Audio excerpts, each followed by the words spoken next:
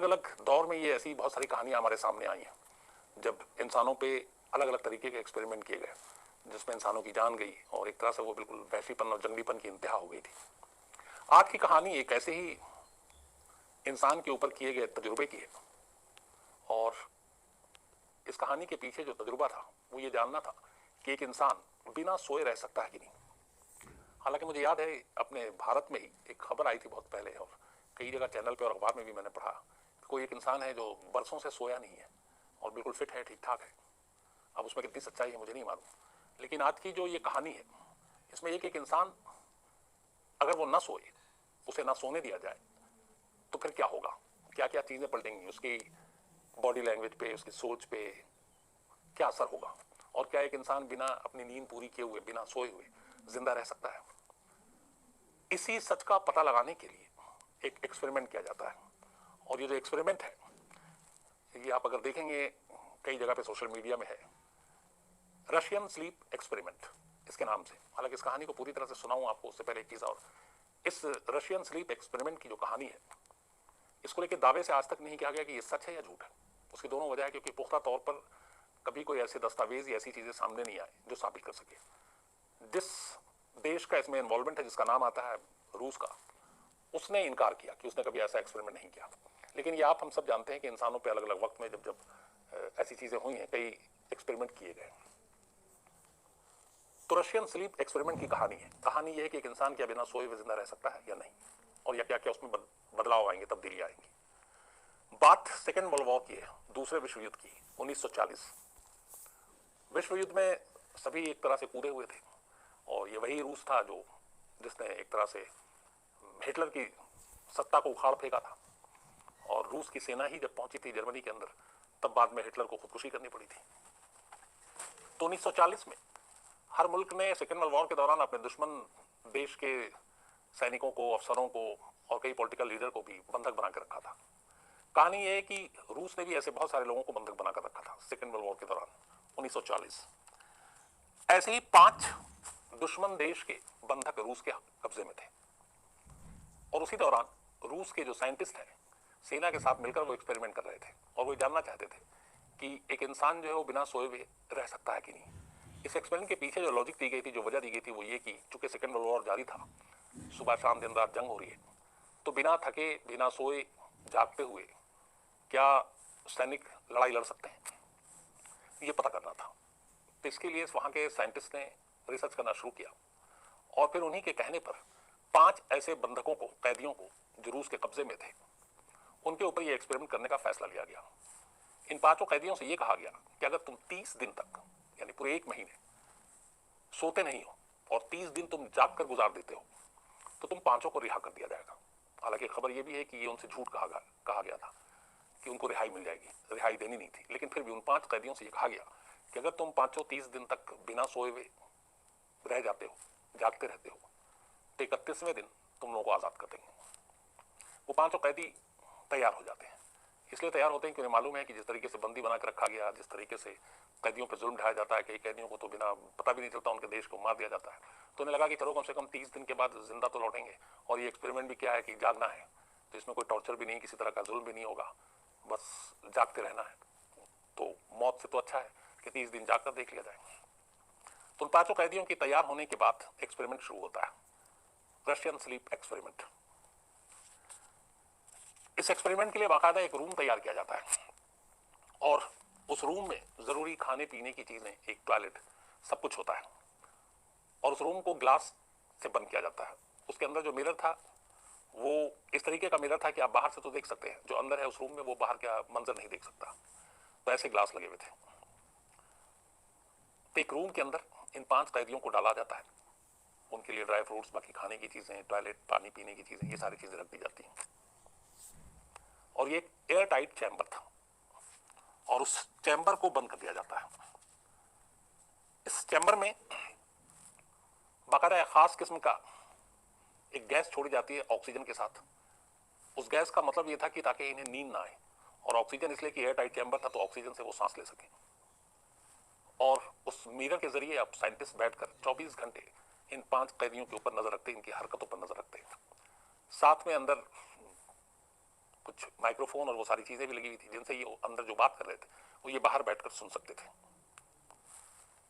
तो सब कुछ तैयारी के बाद इन्हें डाल दिया गया। पहला दिन बड़ा नॉर्मल गुजरा, सब बिल्कुल वैसे ही थे जैसे होता है। दूसरा दिन भी नॉर्मल गुजरा, वक्त पे अपना सब बातचीत कर रहे हैं, नॉर्मल खा पी रहे हैं और आम बात कर रहे हैं एक दूसरे से, जो आम लोग बैठकर एक साथ फ्री होते हैं जो बातें करते हैं। तीसरे दिन थोड़े से निढाल हुए, थोड़े कमजोर लगे और आवाज में उतनी ताकत नहीं थी, लेकिन फिर भी बातचीत करते रहे, नॉर्मल रहा सब कुछ। चौथा दिन आया, चौथा दिन भी लगभग इन लोगों ने नॉर्मल गुजार दिया और कोई ऐसी चीज नहीं आई। थकान जरूर है, आंखें बोझिल हो रही हैं और लगातार उधर बाहर से एक खास किस्म का गैस छोड़ा जा रहा है जिससे उनको नींद ना आए। ऑक्सीजन भी दिया जा रहा है और वो ऑक्सीजन ले रहे हैं। 4 दिन अब तक बहुत अच्छे से गुजर गए। 4 दिन में कोई खास परिवर्तन नहीं आया सिवाय इसके कि एक आदमी जब नींद पूरी नहीं होती है तो जिस तरीके से निढाल होता है थोड़ा सा, वैसी ही चीजें थी, आंखें बोझिल हो रही थी।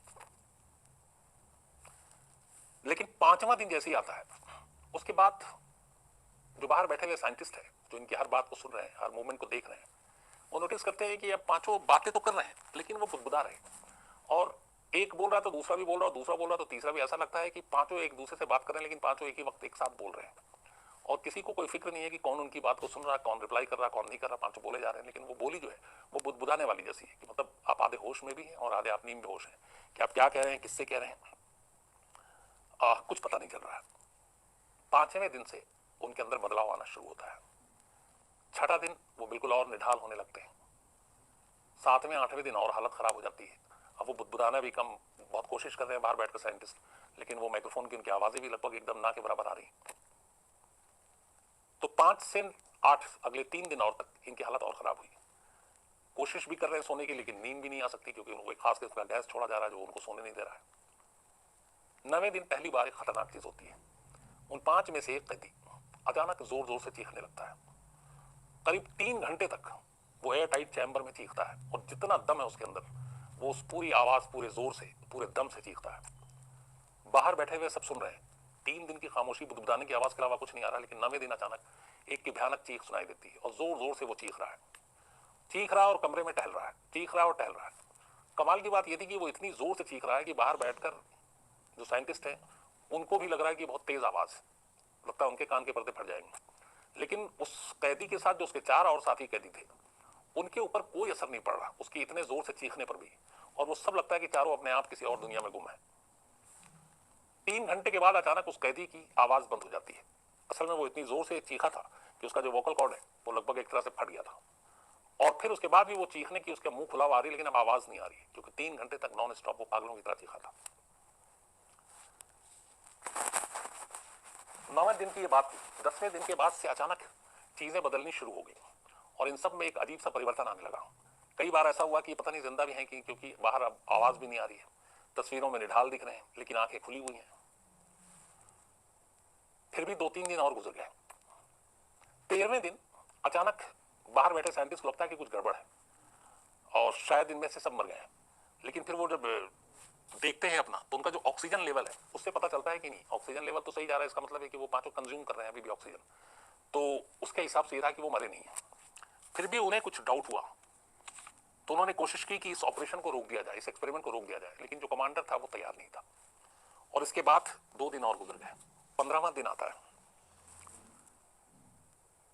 15वें दिन कुछ डाउट होता है और साइंटिस्ट जो है वो ऐलान करते हैं, अंदर मैसेज देते हैं कि हम दरवाजा खोलेंगे, माइक्रोफोन में कुछ प्रॉब्लम है उसको ठीक करेंगे, आप पांचों दरवाजे से दूर रहना, और अगर दरवाजा खुलते ही आप लोग पांचों दरवाजे से दूर नहीं तो गोली मार दी जाएगी, और अगर आप लोग दूर रहते हैं तो इसके बाद हम आजाद कर देंगे।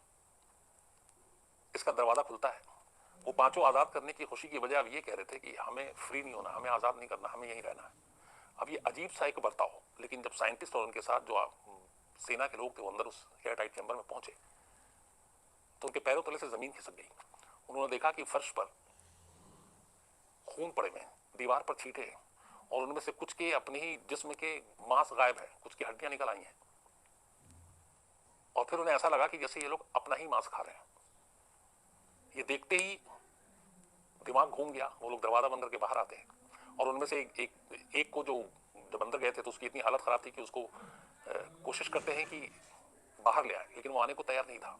तो बाहर आते हैं और कुछ देर के लिए वो गैस बंद कर देते हैं जिससे इनको नींद नहीं आती थी। लेकिन जैसे ही वो गैस बंद करते हैं थोड़ी देर के बाद उनमें से एक कैदी की मौत हो जाती है, उसकी लाश को बाहर निकाला जाता है। उसके बाद ये साइंटिस्ट जो है ये सारे तय करते हैं कि इस एक्सपेरिमेंट को फौरन रोक देना चाहिए, क्योंकि वो अब बाकी बेटे चार वो अजीब तरह का बर्ताव कर रहे थे, ऐसा लग रहा था जैसे उनके अंदर कोई भूत प्रेत जिन घुस गया है।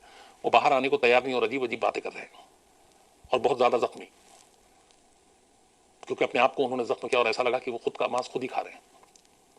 तो ये भी सारी चीजें होने लगी तो साइंटिस्ट का भी दिल घबरा गया। साइंटिस्ट और सेना में फर्क भी होता है। तो उन्होंने कहा कि इस एक्सपेरिमेंट को रोक देते हैं, लेकिन जिस कमांडर की निगरानी में ये पूरा एक्सपेरिमेंट चल रहा था उस कमांडर ने इसको रोकने से मना कर दिया। उसने कहा ये एक्सपेरिमेंट तो जारी रहेगा, अभी 15 ही दिन हुए हैं। बल्कि उस कमांडर ने यह कहा कि आप लोगों में से एक साइंटिस्ट को खुद जाकर अंदर उन कैदियों के साथ अब रहना चाहिए ताकि आप बेहतर रिसर्च कर सको। और जब साइंटिस्ट नहीं माने, कमांडर ने ऑर्डर दिया, तो उसमें से एक साइंटिस्ट ने उस कमांडर को ही गोली मार दी। वो इतना डरा हुआ था कि उनके साथ अंदर कैसे रहे। और इसके बाद फिर वो अंदर के जो मंदिर देखा तो उसमें और उनकी हालत खराब हो गई। 4 बचे हुए थे, उन 4 में से फिर उनको निकालकर उनका इलाज करने की कोशिश की गई, 3 और की मौत हो गई। अब सिर्फ एक बचा, उसको थोड़ा सा इलाज कराने के बाद वापस उस चैम्बर में डाल दिया गया। 5 में से 4 मर चुके थे, इकलौता जिंदा था। 16वें-17वें दिन की बात थी, बल्कि 16वें दिन की। उसके बाद फिर एक बार दरवाजा खुलता है, एक साइंटिस्ट अंदर जाता है और उससे पूछता है कि तुमको आजाद करना तुम्हें कैसा लग रहा है। तो वो अजीब अजीब बहकी बातें कर रहा है और उससे बात करके उस साइंटिस्ट को लगा ही नहीं कि ये इंसान है, ये कुछ और हो चुका है। तो वो साइंटिस्ट पूरी तरह से घबरा गया। उसे लगा कि ये बेहद खतरनाक है और इसको अब यहां से बाहर निकालना इलाज के बाद और भी खतरनाक है। उस 5वें और आखिरी कैदी को उस साइंटिस्ट ने उसी एयरटाइट चैम्बर के अंदर गोली मार दी, सीधे दिल पर। मारने के बाद वो बाहर आया और इस तरीके से इस एक्सपेरिमेंट को खत्म कर दिया गया। 40 के बाद, 1940 की बात है ये, इस एक्सपेरिमेंट को लेकर जो सारी चीजें हुई, करीब 69 साल तक इस बारे में किसी को दुनिया में भनक नहीं। हालांकि first world war, second world war के दौरान ऐसे बहुत सारे एक्सपेरिमेंट हुए, रिसर्च हुए जो इलीगल थे, धीरे धीरे छन छन कर कहानियां आई, लेकिन इस रशियन स्लीप एक्सपेरिमेंट के बारे में कभी कोई खबर नहीं आई थी। 2009 में क्रीपी पास्ता विकी नाम के एक वेबसाइट ने पहली बार एक आर्टिकल लिखा और उस आर्टिकल में इस रशियन स्लीप एक्सपेरिमेंट का जिक्र किया और बताया कि ये कैसे कैसे, और उसने उस वक्त के जो साइंटिस्ट और बाकी रशियन आर्मी के जो लोग, उनके बाद के लोग, उनके जरिए ये सारी कहानियां लेकर सामने आया। जब ये कहानी सामने आई तो रूस ने इसको साफ साफ इनकार किया, इस कहानी को, कि ऐसा कोई एक्सपेरिमेंट नहीं किया था। लेकिन कुछ ऐसे तथ्य, कुछ ऐसे फैक्ट्स ने रखे और सारी चीजें रखी कि कुछ लोगों ने कहा कि एक काल्पनिक कहानी है, एक फर्जी कहानी है, पर कुछ ने कहा कि नहीं, इस कहानी में दम है और सच्चाई के करीब है। अभी 2021 चल रहा है। कोई भी इस पूरी दुनिया में पुख्ता तौर पर दावे से ये नहीं कह सकता कि ये कहानी पूरी तरह से सच है, ये फिर ये कि ये कहानी पूरी तरह से गलत है। बहस इस पे आज भी जारी है, तमाम जगहों पे ये स्टोरीज, इस पे कुछ फिल्में भी बनी, बाकी चीजें भी हुई। लेकिन ज्यादातर लोग ये मानते हैं कि क्योंकि उस दौर में ऐसे बहुत सारे एक्सपेरिमेंट हुए अजीब अजीब तरह के, तो कोई ऐसी हैरान करने वाली बात नहीं है कि एक इंसान बिना सोए हुए कैसे रह सकता है, कब तक जाग सकता है, कितने दिन जाग सकता है, उस जागने से उसके अंदर क्या क्या तब्दीलियां आ सकती हैं। ये सारी चीज़ों पे भी एक्सपेरिमेंट हुआ होगा और इसका इस्तेमाल जंग के मैदान में किया जाना था, ताकि बिना थके, बिना रुके, बिना आराम किए, बिना सोए एक फौजी लड़ सके। और कई बार जंग में ऐसे हालात पैदा होते हैं जब आपके सेना कम होते जाते हैं, मारे जाते हैं, आपको फिर बैकअप की ज़रूरत होती है, फिर आप 24 घंटे लगातार नहीं जगे रह सकते, तो उसमें ये एक्सपेरिमेंट इस तरह की जाती है। हालांकि इस कहानी से एक दूसरी तरीके से मैं बताऊं कि जो मैंने कहा आपको शुरू में कि पहला 2 दिन, 3 दिन, 4 दिन, 5 दिन बल्कि अच्छे से गुजरे। मुझे याद है अपनी ज़िंदगी में मैं लगातार 3 दिन तक जागा हूँ, ये मेरा अपना है एक्सपीरियंस। 3 रात लगातार जागा था और उस 3 रात के जागने का अगर मुझसे मेरा एक्सपीरियंस पूछे तो तीसरे दिन अब लगा था कि बस गिर जाऊंगा। और कुछ नहीं हो रहा था, लेकिन आंखें जल रही थी बुरी तरीके से और कुछ अच्छा भी नहीं लग रहा था, ना कुछ खाना ना पीना, तो और एक थकान और थकावट ज़्यादा हो रही थी। पर उस एक्सपीरियंस से मुझे लगता है कि 3 दिन तक जागा जा सकता है। मुझे थोड़ी सी दिक्कत होगी, लेकिन 3 दिन कोई मुश्किल नहीं है। 3 दिन के बाद मुश्किल है जागना, मतलब ये मेरा अपना तजुर्बा है, क्योंकि ये फर्स्ट हैंड मेरा एक्सपीरियंस है। और यहाँ पे भी इस कहानी में मैंने देखा कि 5 दिन तो ठीक ठाक था, 5 के बाद फिर गड़बड़ होना शुरू हुआ। तो ये थी कहानी, एक अजीब शर्त की कहानी कि 5 कैदी जिनको 30 दिन तक जागना है, फिर रिहाई मिलेगी, और उसके बाद मिला कुछ नहीं, उन 5 के हिस्से में मौत आई। तो दुनिया में अजीब अजीब एक्सपेरिमेंट होते हैं, अजीब अजीब इस तरह के चीज़ें की गई हैं। कई ऐसी किस्से कहानियां हैं जो इंसान को इंसान कहने में भी शर्म आती है कि वो ऐसा कर सकते हैं, लेकिन ये सच है।